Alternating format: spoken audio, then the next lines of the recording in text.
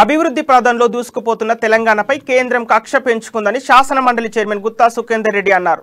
తెలంగాణ అభివృద్ధి కుంటుపడేలా కేంద్రం వ్యవహరిస్తుందని ఆరోపించారు.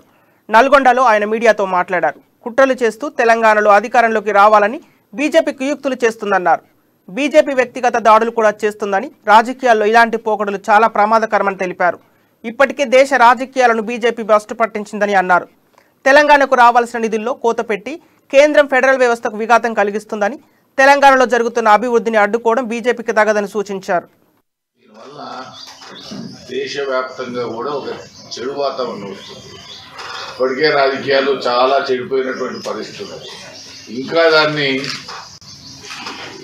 కులిపోయే పద్ధతుల్లో వ్యవహరించడం అనేటువంటిది మంచిది కాదు.